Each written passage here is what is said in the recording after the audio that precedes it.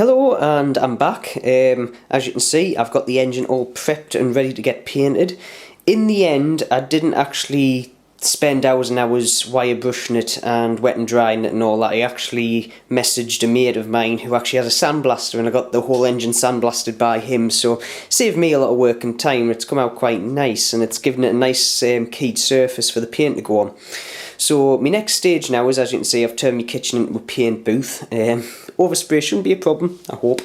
I've suspended it on some ladders as a DIY A-frame, stuck some ratchet straps on so I can actually get underneath the engine, because I don't like the idea of leaving part of the engine undone.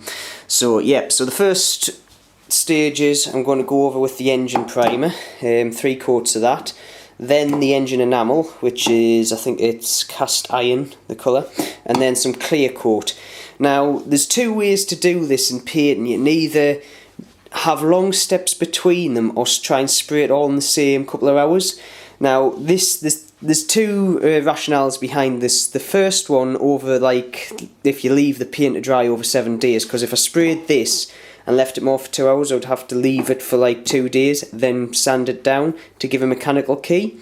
Whereas I leave this for half an hour, then spray this, that paint's still a bit tacky, so you actually get a chemical bond between the 2 paints. And it's the same true for the actual clear and the actual colour coat.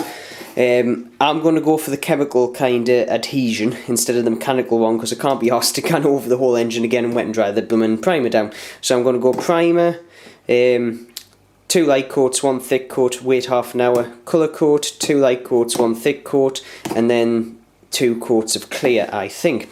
The other thing I've done is, if I come down here, I've masked the engine number off, because I can guarantee if I didn't, and with how many layers of paint on, I wouldn't be able to see that. So what I'm going to do is I'm going to spray the primer and the colour coat, and then between the colour coat drying and me putting the actual clear on, I'm going to take this off and then spray it, so even though the paint's been taken off around here, it's still actually got a good protection because the clear coat's over the top, so that should all be fine and dandy. So without that, I'm going to stick you on a tripod and you're going to watch paint dry.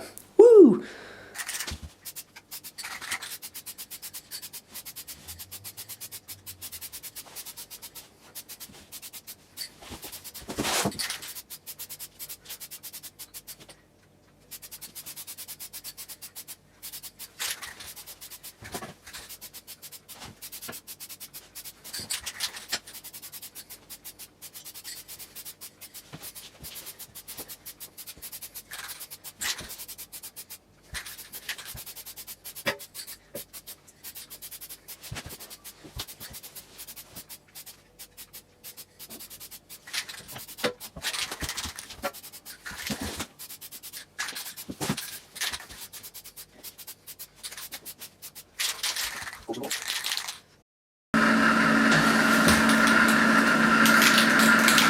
Now time for the colour coat.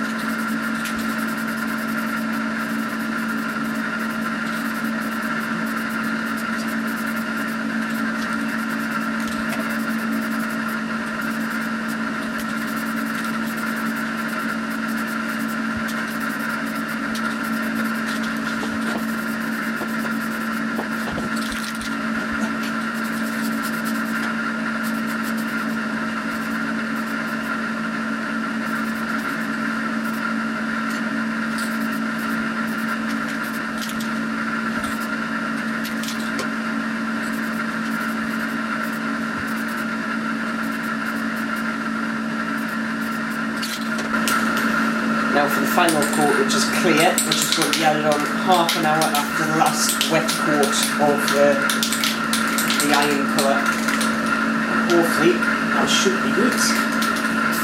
As it for 2 light coats. And 1 medium light coat. I should put everything. We'll see this one, so we'll have also. We're going to go shout. Everything before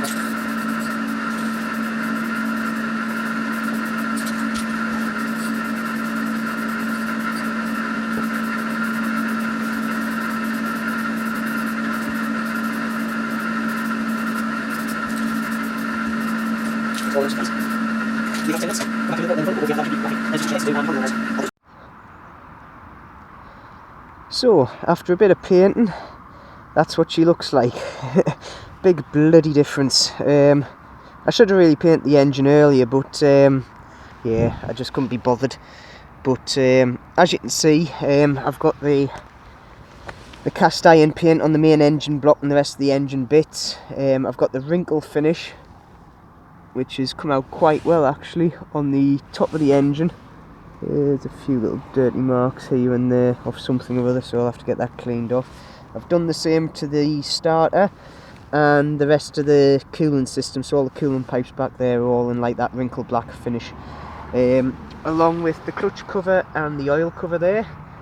As you can see, I've actually painted the clutch cover red as well, so it basically just picks out the Honda emblem and the little ring that goes around it. I've also done the same with the actual little emblems on the side of the engine, so that's got a wrinkle finish, and then I've basically just dropped in red around it, and I think it looks bloody good. But to be honest, the engine is spot on. I've also just noticed I haven't actually tightened up any of the radiator hoses. Hasn't leaked though, so give it its due. It's not leaking, so I'll have to do that when I get back. It's just one of those things, but the rest of it seems spot on. So I thought I would take it out today. I have started it and ridden it a bit. Not ridden it, just started it in the shed and just let it idle to get some heat into the engine and try and cure this paint.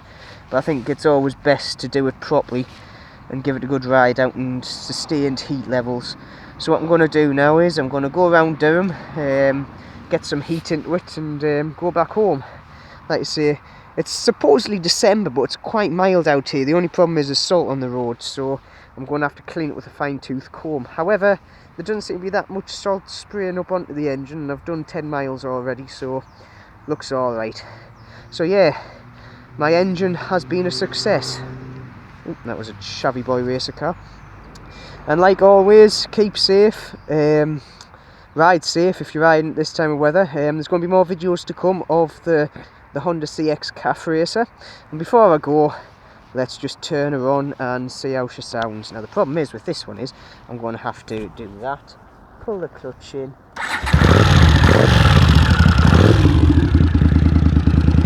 She still starts first turn of the key even after everything.